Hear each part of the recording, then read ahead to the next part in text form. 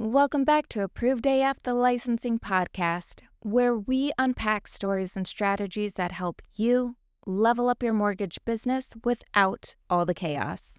I'm your host, Catalina Stepanoff of licensingstore.com. Today's guest is George Wegmann, the founder of Modern Mortgage. He's a veteran of the mortgage industry who launched a lean, client-focused brokerage on his own terms.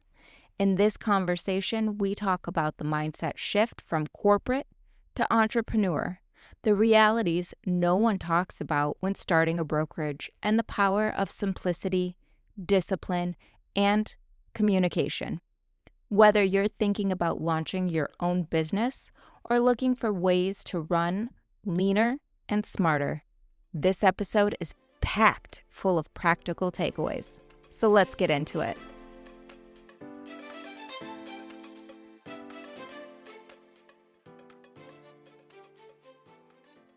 Hi, George. Welcome to Approved AF. Hey there. Good morning. Give us a quick intro into what is Modern Mortgage and what inspired you to start it. Modern Mortgage it really came around as a concept where we want to put the focus on educating clients and third parties, high-level, white-glove customer service, and basically delivering on the promises that every lender makes to every third party, whether it be closing on time, communication, all that fun stuff. Prior to me opening up the company, I was with a company for about a little over 17 years. And I've been in the business since 2004. Good company to work for. Had a good time, learned a lot of stuff, made a lot of good connections. But like anything, as you kind of progress in your career, a lot of times you find some flaws and things that you just, idealistically don't agree with, and just the process, the procedures. So I got to that point and then decided it would make sense to launch my own company so I could control my own destiny. That is what we are seeing time and time again as people want to have more control over where they end up, and that's becoming an entrepreneur, becoming a broker. So when you first launched, what was the vision behind it? And did you always know that you wanted to stay lean and impactful, or has your mission kind of evolved over time? No, lean and impactful are two great words to really kind of describe the trajectory and the goal for us. So in my previous life, like I said, I was working for a company for 17 years. My job was more producing regional manager, which was heavily grounded in managing P&L, costs, all that fun stuff too. So I've always been of the mindset that keeping it lean and nimble, be able to kind of turn the boat fast and sometimes reckless if you need to, is the best way to kind of go about it. So when you first launched, walk us through those first few months. What was the biggest surprise for you, or the thing that you were going, oh, really didn't expect that? One of those kind of moments. So, coming from the correspondent world, you have your own support staff, you have your own underwriters, you have your own IT help, you've got your own processors, loan officers, whatever. You've got all kinds of people, marketing people at your disposal. When we launched the company, those were probably, all of them actually, were probably some of the main, not frustrations, but realizations like, oh, wait a minute, I don't have an IT guy here. I've got to figure this out. I don't have a marketing person. I need to contract with this person. So I literally got into the company, and then about a week later, I just started jotting down a list of things with people I needed to contact and connections I needed to make. And eventually we got them all figured out. So now I have a little bit better understanding of where to go. But that, and I would say probably signing up with all the brokers. Lenders. When I launched the company, I kind of had this vision of having a ton of lenders at my disposal, and then really kind of classifying them for whatever the strengths were. So non-QM this, high credit, high down payment, low credit, et cetera, et cetera, et cetera. It was way more headache than I was expecting it to be. And we're about a little over a year into this now, and I pretty much operate with about 5 of them. So I think I overshot that a little bit, but it was good practice in getting to know all the ins and outs of the broker world, because, coming from correspondent land, I used to coach people and recruit people all the time who had questions about the broker world.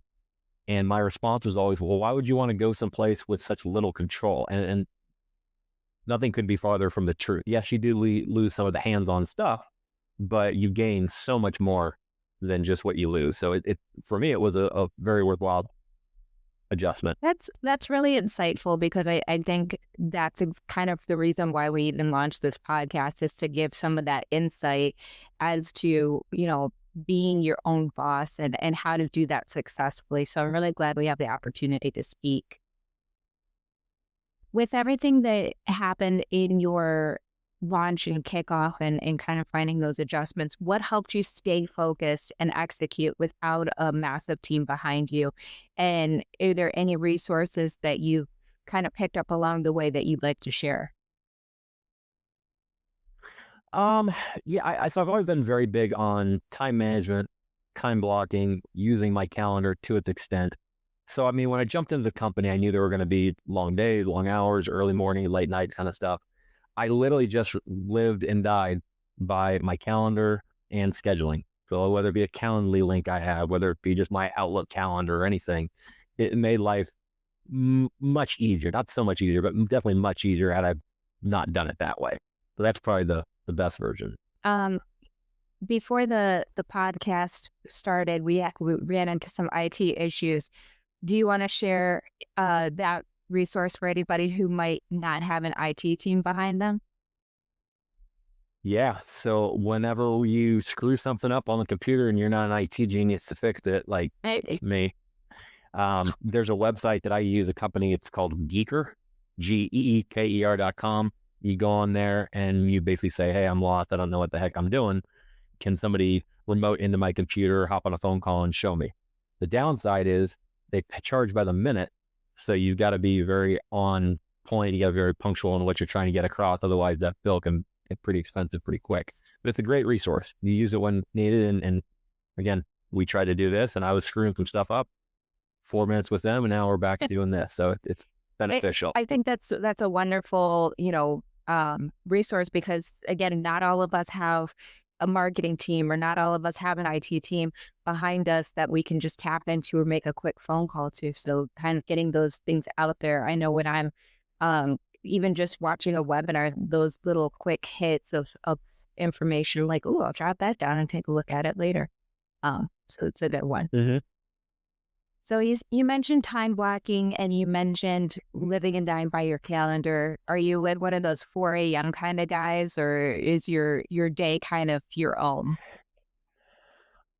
Yeah, I try and have a healthy balance. So if I have a lean day, I try to make sure I have a lean day, which is, I'm kind of a workaholic, so I'm always going to keep focusing on that, just maybe not at, 100% level. So, I mean, yeah, I mean, I'm trying to think of a better way to describe it for you, but yeah, I mean, it's some days you're up at 4:30, not too many, but I mean, my days typically start on average probably about like 6 o'clock, just getting through emails, work with client stuff. If I have vendors or somebody that I have to have a Zoom call or a phone call with, a lot of times they're on the East Coast, so it's 3 hours different from us here in Arizona. So it definitely does make for longer days. Luckily, I got a good home life and family understand that it's just kind of what it takes, but it can be a little taxing, can be a little sun up to sundown and then several hours after that. That's very true. So what is something that no one talks about when it comes to launching your own mortgage company? I think we're all kind of prepared to, do a little bit of like that extra heavy lifting. And as you're getting started, you're expecting some long, grueling hours. But what is that thing that no one's talking about? Yeah. I mean, you know what? The best resource other than time when starting a company, at least in a mortgage company, is money. So if you've got the funds, you got to have the capital, get things going, because, our goal was to have 3 people hired each quarter of year 2. We're in year 2. We're falling a little short of that goal, but it would have been significantly more difficult had I not had the resources set aside that I could allocate to things like the marketing, things like the platform, things like, third-party services, just take a little bit off my plate. So I think, people go into this assuming that the broker business not only is, but in a lot of cases is just a very lean, small, one-man, two-man operation, when if you have aspirations of growth, you've got to have, like I said, the capital, get that going, get that launched, consistently do it. And it's not something you just, throw a few dollars at it at the beginning and just set it and forget it. It's something you got to consistently move forward with, manage the costs, the expenses, all that fun stuff. That's so true. And I'm glad you brought that up, because a lot of times I think we romanticize the entrepreneurship, and you're like, yeah, I can do it all on my own two hands. But having, the tool of financial, resources, and being able to allocate that to a third party or to a, another person to get them onto your team is only going to buy you back more time to then invest it back into the business. So I think that's very important. Yeah. And, I've always been big of the mindset that if I'm going to preach how I think you should approach this business, you need to practice it. So in my offices, I might not have been the number one producer, but I was always top 2 or 3 based on all my loan officers. I had about 37 at one point. So, being able to actually get back in and do the X's and O's and speak intelligently to, again, clients, coworkers, third parties, whatever, it's valuable. Because I think a lot of people get into a role maybe similar to mine, and they think that they can kind of pull back on the hands-on first hand experience, and nothing could be further from the truth. You need to really just immerse yourself, dig your heels in, and try to really become the master of that craft if you haven't already to this point. Did you ever struggle with imposter syndrome, or trying to make it look shinier and bigger than where you were in reality? Yeah. So I've got goal and aspiration. I want 100 loan officers. I want 6 or 7 different locations in the Southeast, and maybe back in Florida, where I'm originally from. So yeah, going into it, that was definitely the plan, was just growth. But you gotta keep the lights on. You gotta pay the bills. You gotta worry about everything else. So it definitely was a little surprising how I had to throttle back on the recruiting aspect and focus more on small incremental wins, realistic, reasonable growth, and kind of approach it from that standpoint. So yeah, imposter syndrome is a great way to describe it. You want to be this giant shining, beacon on the hill of mortgage banking, but it takes some very specific steps to get to that point. That's so true. How did you mentally balance the desire for growth without overextending yourself and without trying to hit that burnout? How did you? Yeah, when you go down the entrepreneurial rabbit hole, I think instinctively most people just automatically take a different mindset to it. And again, referencing my past life, I was tasked with being responsible for everybody that I came in contact with, whether it be third parties, clients, coworkers. Their livelihood depended on me.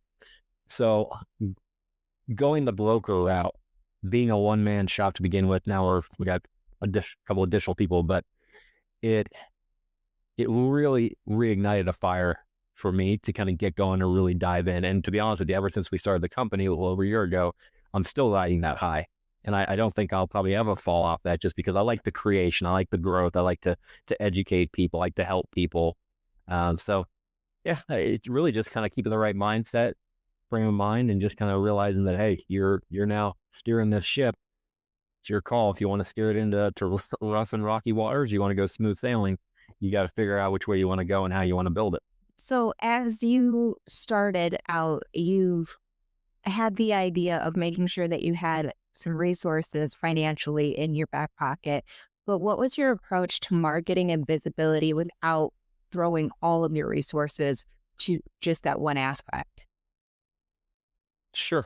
So I've always been of the mindset that all marketing should be very client-specific, targeted stuff to an audience that's likely to hopefully respond and have some engagement and interaction. So some things that don't fall into that category typically are like mailers, right? People will do a mailing of an entire community and see what they get. To me, if somebody wants to do that, I'll potentially collaborate with them and go in on it. But to me, all that's doing is just sending stuff out in the ether, hoping that someone's going to call you.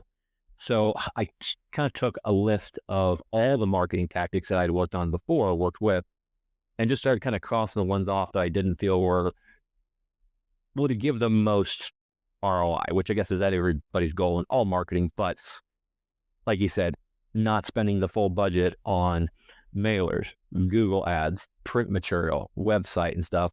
We try and focus everything where it's all kind of just directed into one mainstream. So like our company website, our social media presence, we do have some marketing stuff out there, but the print and paper stuff is few and far between these days just because we're using online. Mm-hmm.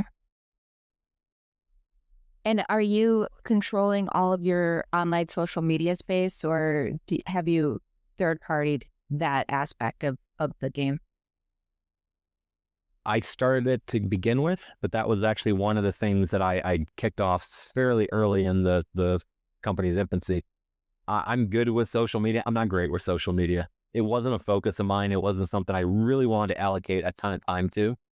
So I found some key people, key individuals, and we came up with an agreement, and now they handle all that stuff for me, which has taken a huge weight off my shoulders just because, again, it's something that you really need to stay active with. You can't just post something once a month and hope to see a return. You've got to have some consistent engagement and stuff out there for people to react to. So having a third party, that was definitely a worthwhile expenditure. And we haven't really talked about your specific target market or your specific business plan, but are you finding that the social media outreach and the marketing, is that where you're gaining the most return on investment from, or is it referrals and realtors? For me, it's mostly referrals and realtors. So I've always been very, very rooted in the idea that you need to be belly to belly. You need to be having conversations with third parties, agents, past clients, everything, attorneys, divorce lawyers, all that fun stuff. And that's really been kind of where the focus was. The marketing, we've always looked at marketing as a vehicle to convey our message and to kind of enhance it, but not a vehicle to explain and engage with people on our message. Just basically kind of highlighting from a distance, brand awareness, knowing who we are, recognizing the name. So it's important to have stuff on, social media, online, have a digital footprint where you can kind of point people towards to give you the credibility and the confidence that you actually know what you're doing. So yeah.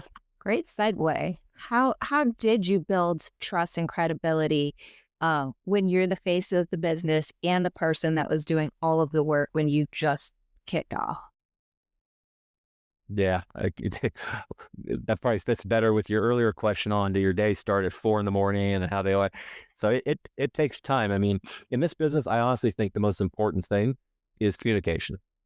Communication, and that kind of dovetails into education, but communication and education with your third parties, your clients, your realtor partners, your staff, it helps a lot. So early on, and still to this day, I put a lot of value on over communicating, under promising, over delivering. So trying to make sure that, I'm setting the right expectations, but I'm always in communication because, that's one of the number one things we hear in our business on the negative side is that I didn't hear from Joe or Jane loan officer for, 3 or 4 days. I sent them 2 or 3 text messages, a phone call, or an email. They never responded. And quite honestly, that's how I've earned some of my best relationships with third parties, is going in and hearing their struggles, their frustrations with everything, and then saying, well, hey, maybe I might be a better solution. Why don't you talk to these people, see if what I'm saying is legitimate, see if it aligns with your business, and I'll have to pick the conversation back up and see if we can all kind of dive into this together. I think we're hearing that more and more, is that, whether you're the client for, as the loan officer, or in our business where we work with a lot of the brokers and the lenders, it's that not getting a hold of somebody and having to wait for a response. That's where a lot of people come to us, or they will switch their providers, because it comes and boils down to communication. Just like you said, be there and be responsive. Yeah. Well, and a lot of loan officers will kind of fall by the wayside, and they don't want to deliver the bad news. And no matter how good you are at this business, there's always going to be some unpredictability and some things that pop up, and you got to deliver that information. And I'm no different than I'm sure most people out there. Initially, it was very difficult to kind of convey that with confidence. You're scared of getting yelled at. You don't want to tick off a buyer kind of thing, or an agent. But I realized that direct, honest, straightforward communication, I got way more thank you for telling me that now than, why are you telling me this a week before closing kind of thing. So really just embracing the fact that communication, whether it be good or bad, is a huge part of any business, especially this. Yeah. Have you ever had to say no to an opportunity because it didn't align with your long-term goals and vision? Yeah, absolutely. Absolutely. So, I mean, there've been a number of places, I mean, my target audience for, say, real estate agents is not your startup, it's not your mom and pops who are just getting into the business. I'm happy to help them, but I always tell people jokingly, I'm not a judge on American Idol. So my job to get people from, obscurity to superstardom, that's not me. Conversely, I also don't enjoy working with the group. They're really, really large. So, you're talking 300, 400, 500 agents or so. And we got a number of those out here in Arizona. I really find a lot of value in the smaller, more boutique brokerages where, call it 15 people, 20 people, even 50. And I've been approached and have, met a lot of great people along the way who run big, big teams. And it never came off as good as I was hoping it would, or as I was kind of told it potentially could be. And I kind of chalked that up to, again, you just got so many people that you have to touch and tap and be in control with and be in contact with. It makes it really, really difficult. So yeah, that. And then, you've got some people that want to spend 10 grand a month on Zillow advertising. They want to spend $5 grand a month on mailers and things and stuff like that. Just, again, has never really been my /our bread and butter. It's something that, you incorporate in your business, but to go in that much with something like that, to me, just doesn't make sense. And there've been a few people in the past, a few solid groups that want to go that route. And, some of them we came up with alternative approaches. Some of them we just said, hey, that's your business model. This is mine. I don't think we'll align ideally. Let's just reconnect here maybe in 6 months, see kind of how things are going. I think that's really important to make sure that you have a strategic plan, because if you don't, you might be chasing these guys left and right and just going, oh yeah, that's a great idea. Let me jump on board with this. Let me jump on board with that. And then you become like a dog chasing these bubbles instead of saying, we're not in alignment here. Let's check back in later on, or having an alternative plan like you mentioned. I like that. Yeah. And, everybody wants to work with a high producing agent or a team of high producing agents because, they do more deals, you do more deals, everybody moves on and life is better. Those people got to that level probably because they have core solid partners that help them grow and reach those heights at that level. So going in and trying to be the disruptor and saying, hey, I'm a better fit for you, it's almost never the right approach. You stay in communication, you meet people, you make sure they recognize your name, top of mind, and you just bide your time, because eventually you'll probably have an at-bat where a deal or two fell through with this agent and they've been using this loan officer for a number of years. I never want to take business away from hardworking people. I always give the agent the opportunity to say, hey, why don't you test me out? Make sure the communication is in line with what works with your business. Make sure you get good reviews from your client, and let me be, we call your commission insurance. So, I mean, I'm telling you that this person's rock solid and they can get out there and buy, then you could put butts in seats, drive them out there, see all kinds of houses and move forward confidently. I actually know a guy who turned around his entire business from almost going under to that, just being the guy who could get that deal across the finish line when your guy couldn't. Yeah. So yeah, I think be there and again, be responsive. That's really big takeaway there. And be straightforward and honest too. I mean, I've had, in a 21-year career, I've had probably hundreds of agents call me over a lifetime and say, hey, I've got this deal. This lender's telling me this won't work and now it's not approved. What do we do? Some loan officers out there, I imagine, would just say, yeah, I can do it. Give me the deal. I'll call the client, and try and do this half-court hook shot, Hail Mary kind of thing and hope they can get her across the finish line. When realistically, people who do that, in my opinion, don't always consider all the people are involved. So your buyer's agent, they need to have honest communication. Your buyer, they need to have honest communication on what the challenges are, how we get around it. The seller, they're the ones who likely have a different plan, right? They're selling a house because they're wanting to go to buy a new one or something. They've got a timeline. The listing agent, they're the ones that are putting the houses up for sale. You don't want to be pumping BS into all these people or any of these people. You want to shoot them straight and say, hey, this isn't going to work. Here's why. Here's what needs to happen to get it to work. Or this might be a little thin, but I think we got a chance at making this work. So just, again, back to the honest, straightforward, direct communication. That's such a valuable piece of any business. And again, especially in this business. And you, as the broker, have to be knowledgeable about products and services that you are able to offer so that you can say, hey, this could potentially work, or this is a no-go. Yeah. Yeah. And again, back to kind of, you want to be able to practice what you preach. So if I don't know how to do a DSCR loan or, non-QM loan or something like that, it's less effective, and it makes me look silly to my people in my third party. If I don't know what the heck I'm doing, I'm out there telling them, hey, this is what you need to be doing. Mm-hmm. What are some of the biggest mistakes that you're seeing new brokers or the solar? What are some of the biggest mistakes that you're seeing these new brokers or solo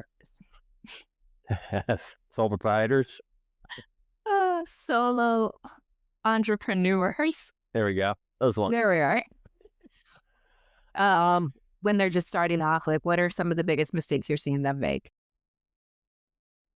I'll give you kind of a convoluted answer. So we'll wind the tapes, go back to COVID and everything. Yeah. COVID was obviously the best 2 years in this business, terrible for the world, but the best in this business for a decade, for a lifetime. When a lot of loan officers got into that heavy refi boom, they lost sight of the people that were the growth and the future of the business, which is the purchase side.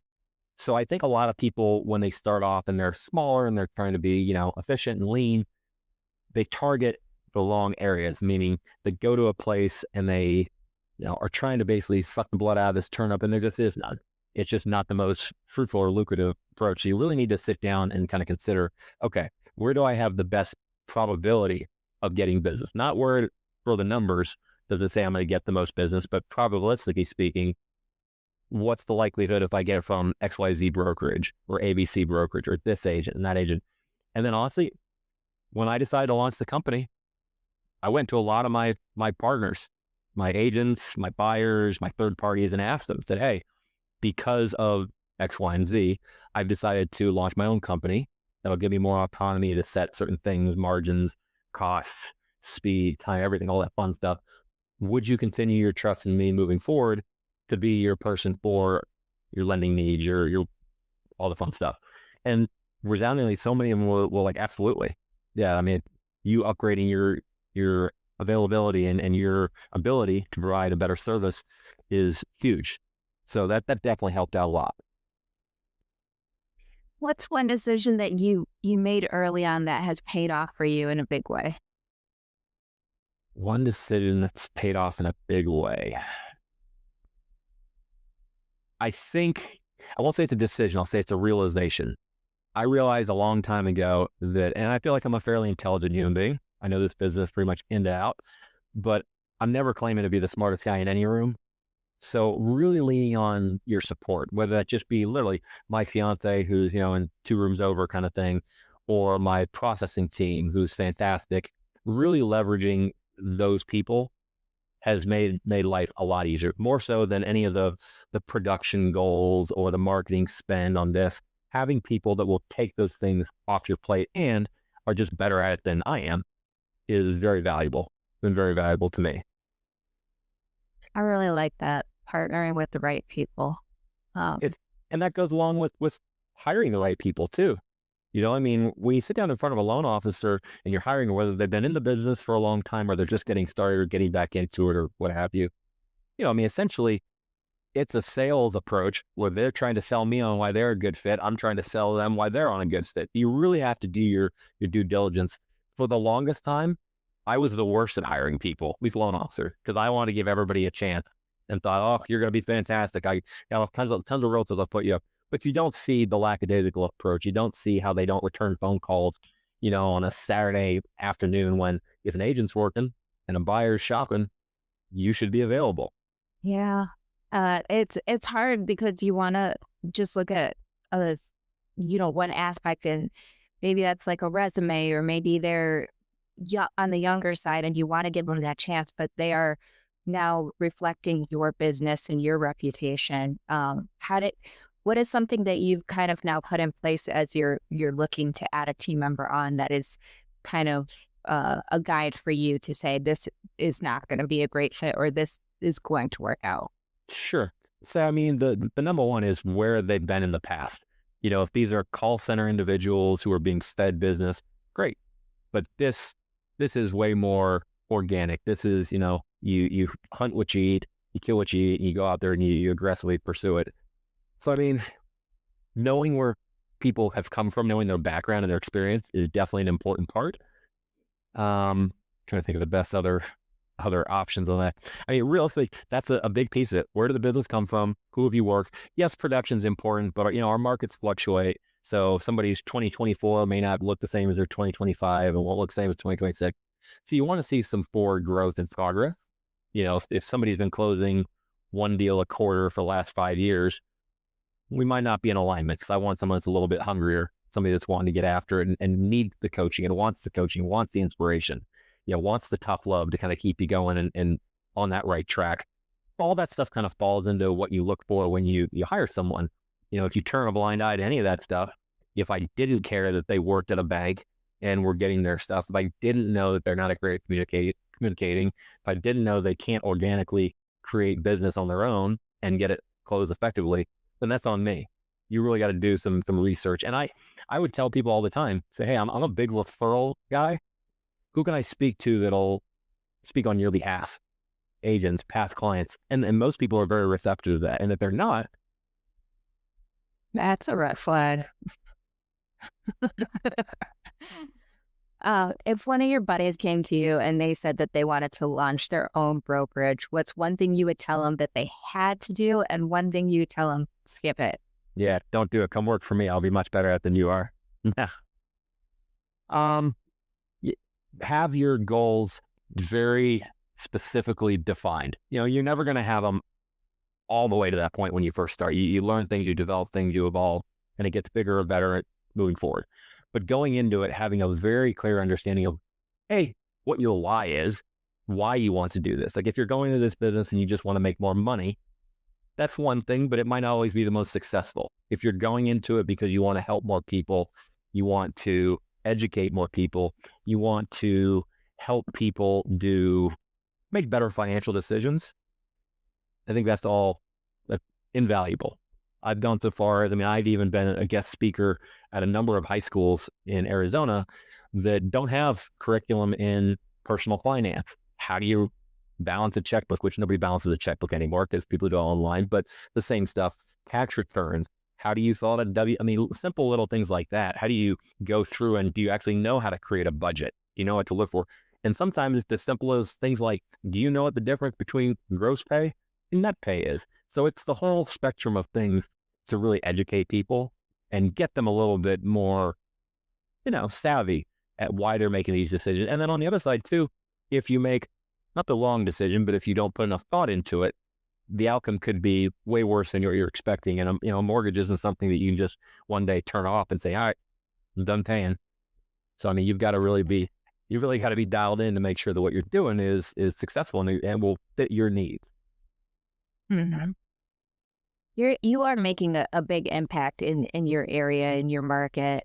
What does making a big impact look like and what does it mean to you? So referral business, I consider that a pretty good measuring stick of how we're performing. My people's success, making sure they're growing. My people's knowledge base growing, making sure they're understanding new trends. AI is everything these days, and it's only a matter of time till it just, kind of bombards our business. So just making sure they're well equipped and they've got the knowledge to be successful. That's really been the biggest thing that I love, trying to be successful and making an impact. And on the client front too, I can constantly go to people and show them and say, hey, here's what I could offer now. Whereas 5 years ago, this wasn't an option. And, things change, markets adjust, rates go up and down, all that fun stuff, programs come and go. But being able to show them that, hey, this is a better opportunity, this is a better avenue, has really, really paid off. And that's something I enjoy thoroughly. Awesome. Okay, so last but not least, if people want to find you, connect with you, learn more about you, where can they find information about you or Modern Mortgage? Sure. Yeah. So, you can go to my LinkedIn page. We've got my personal one on there, professional one on there. Our website, www.mdrnmortgage.com, short for Modern Mortgage. Our socials are on Facebook and on TikTok and Instagram. So we try and keep the content fresh and upbeat on there. So those are all the ways. And then, if people have any questions, I always encourage them. If you're not sure what you don't know or you're not sure what to ask, don't be fearful. Give me a call. Pick up the phone. I'm not 24/7, but I'm darn close to 24/7. I try and help people and again, educate them the best I can. And a lot of times those aren't clients. Those are people who are working with someone else. And they're going to need the guidance. And I offer myself up as a service to translate some of the industry gibberish that they just otherwise may have never been taught and explained. Mm-hmm.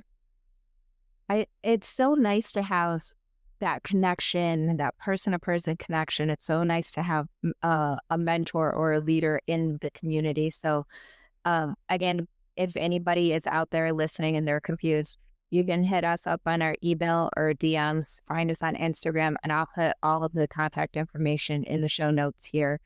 But George, thank you so much for taking the time to speak with me. My pleasure. It was super fun. Thank you for having me. Well, we'll talk soon, okay? Okay. Take care. Bye. That's a wrap on today's episode of Approved AF. Huge thanks to George for sharing his journey and so many valuable lessons, from staying laser-focused with time blocking, to building trust through communication, to knowing when to say no so your business stays aligned with your vision. If you enjoyed this episode, please subscribe, give us a 5-star on Apple Podcast or wherever you're listening, and leave a review. It helps more mortgage professionals like you discover the show. And don't forget, you can find George's contact info and other resources in the show notes, or reach out directly if you have any questions about launching or scaling your business. Thanks for listening, and until next time, stay licensed, stay compliant, and stay approved AF.